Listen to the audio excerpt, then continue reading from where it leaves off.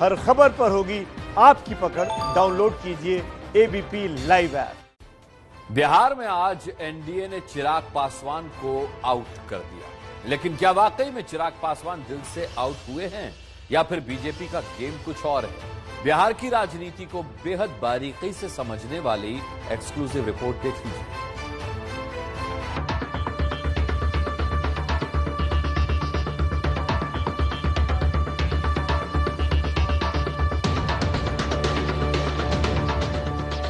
Press conference शुरू होने से पहले मंच पर लगी तस्वीरों ने साफ कर दिया कि बिहार में एनडीए से एलजेपी की विदाई हो चुकी है।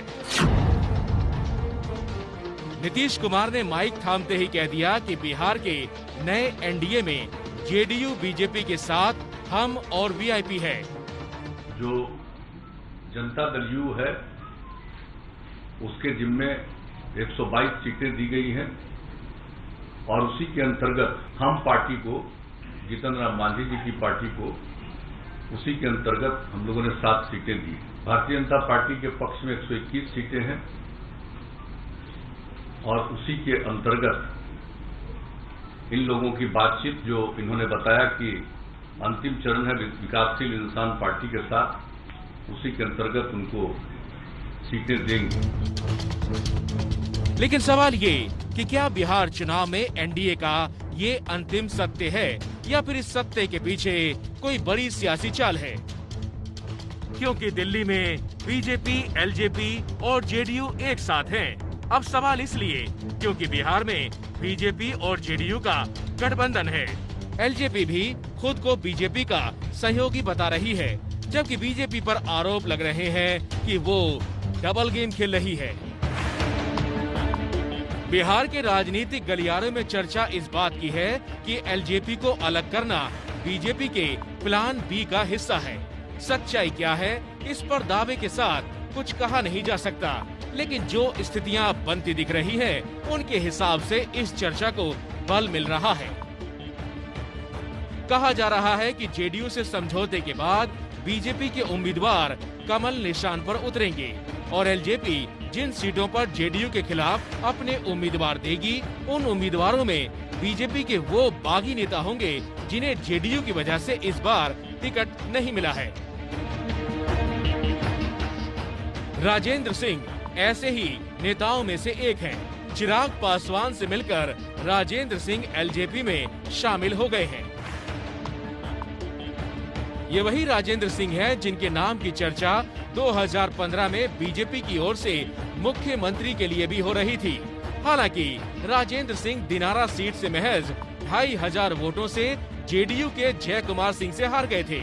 जय कुमार सिंह को टिकट मिलने के बाद राजेंद्र सिंह अब नाराज हुए और एलजेपी में शामिल हो गए। 2015 में बीजेपी और जेडीयू का मुकाबला 56 सीटों पर हुआ था। इन 56 सीटों में से जेडीयू 30 सीटें जीती थी, जबकि 25 सीटों पर तब बीजेपी को जीत मिली थी। ऐसी स्थिति में बीजेपी और जेडीयू का गठबंधन होने के बाद जिन्हें टिकट नहीं मिलेगा वो पाला बदलकर चुनाव लड़ेंगे। बीजेपी शक की गुंजाइश इसीलिए पैदा कर रही है क्योंकि बीजेपी नेताओं ने चिराग पासवान के बागी तेवर को कम करने की कोशिश नहीं की। चिराग और उनकी पार्टी एनडीए में रहते हुए लगातार नीतीश कुमार के खिलाफ आग उगलते रहे, लेकिन बीजेपी ने इस पूरे मामले में रहस्यमय चुप्पी साध रखी है। यहाँ तक कि बीजेपी पर तो एलजेपी को उकसाने के आरोप भी लगने लगे हैं। शक की गुंजाइश यही नहीं थमती। कहा जा रहा है कि एलजेपी चुनाव में मोदी की तस्वीर लगाकर वोट मांगने वाली है। चिराग तस्वीर पहले ट्विटर पर जारी कर चुके हैं। बीजेपी ने दिखाने को ऐतराज जताया तो चिराग कैंप की ओर से जवाब आ गया कि मोदी किसी एक पार्टी के नहीं बल्कि देश के पीएम हैं और एलजेपी उनके काम पर ही वोट मांगेगी।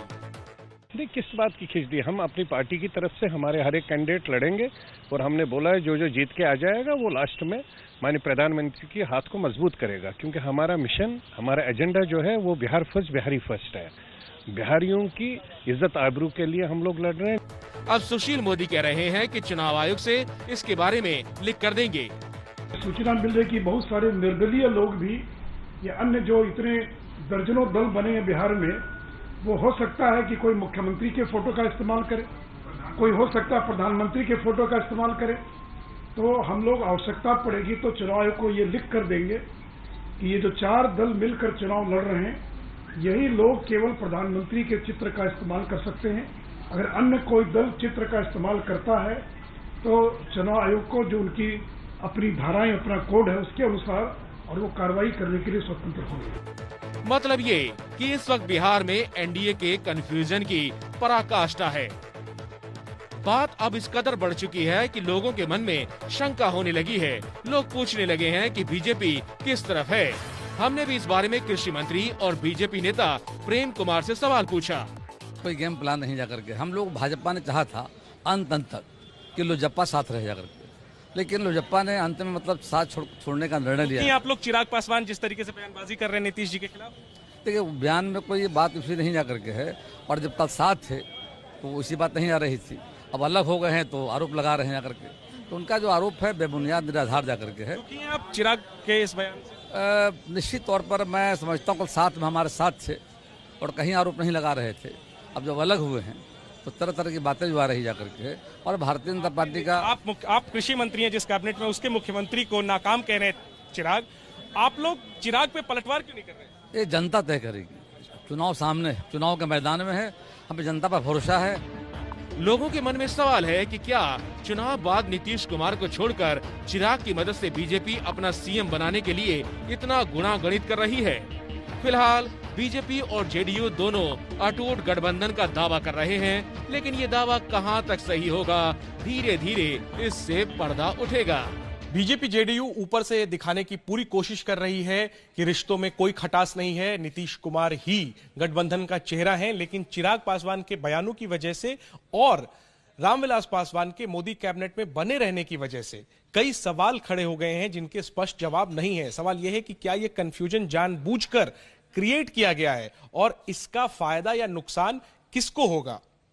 एक सवाल और अहम है कि चिराग पासवान ने चर्चा तो खूब बटोर ली, लेकिन क्या वो बिहार विधानसभा चुनाव में वोट भी बटोर पाएंगे, क्योंकि सबसे बड़ा रिस्क चिराग ने ही उठाया है। कैमरामैन अजय तिवारी के साथ जैनेंद्र, एबीपी न्यूज, पटना।